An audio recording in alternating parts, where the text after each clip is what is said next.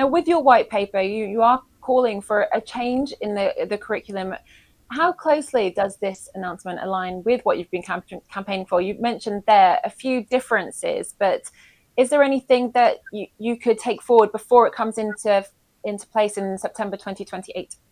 Well, this is what we're really trying to campaign for now. And the government assessment report hasn't suggested that this GCSE should be compulsory, which we believe it needs to be, because 94% of girls are leaving school without any digital literacy or computer skills. They're dropping it at the age of 14. As soon as they possibly can, they want out. They don't think it's for them.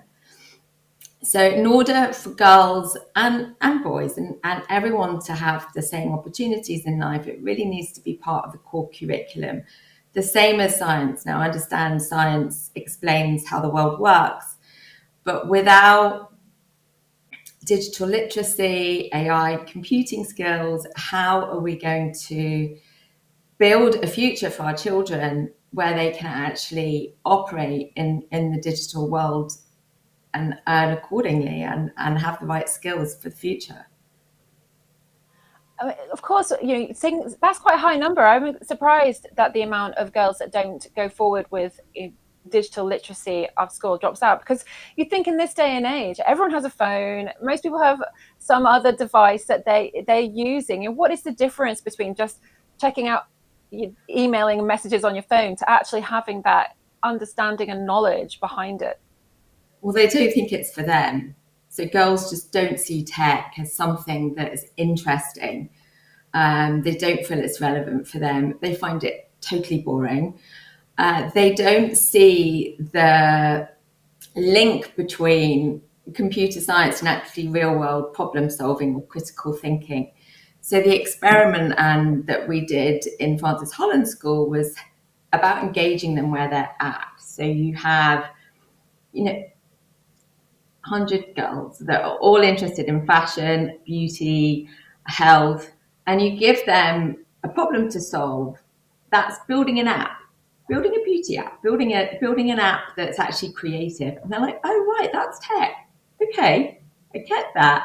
And it's relatable. If you say, okay, why don't you go and just build a website here, or just go and do some coding, or why don't you learn about the fundamentals of computer science? I'm like, I just don't see how that's going to be relevant for me.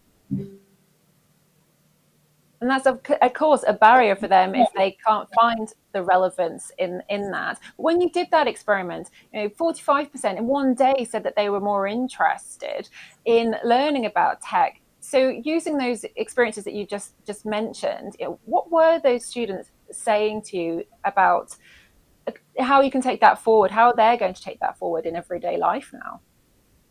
Yeah, so it's about problem solving. So I think what we're campaigning for as well is to actually show children that technology is an enabler. So we all use technology, as you said, every day. Technology is a way of solving problems, essentially.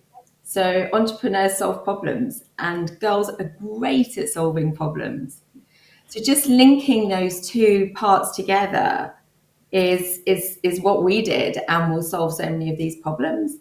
And I think just building a future where they feel that they're part of it. And also technology covers every single industry now, whether they want to go into health or law, they need to know and understand that AI and tech will be part of their jobs.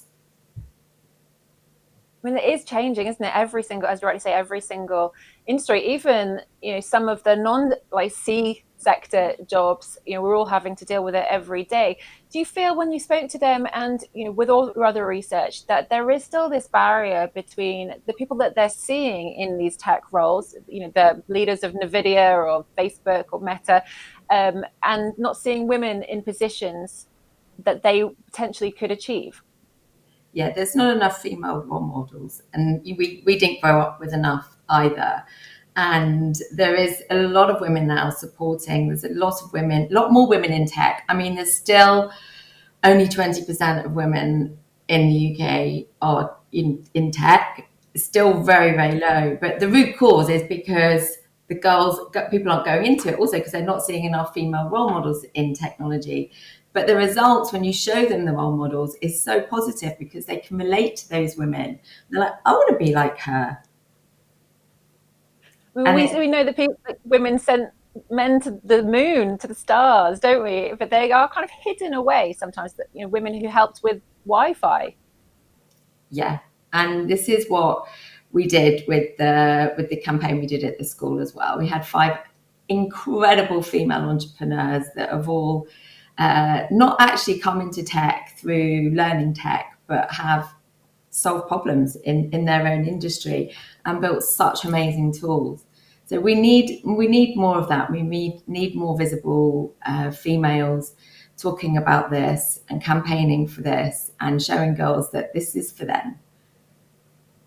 And do you think that this recent announcement, they've obviously been pushing AI quite heavily, the disinformation that's out there, fake news. Do you think this is kind of a distraction over what actually tech is? When we're talking about AI as tech, it doesn't actually go into the heart of everything that can be on offer for girls.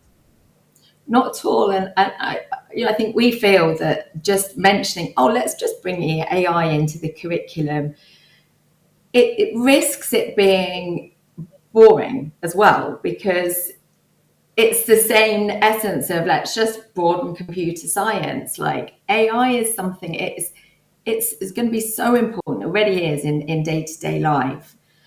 So it's how to understand AI, how to prompt it. Like, why aren't we teaching this really cool skill such as digital literacy? How do you get the right information from AI? How do you understand when it's, hallucinating? How do you know how to question it? Not take things at face value. Fake news, as you say, these are really important skills that need to be brought into the curriculum from a creative and play perspective.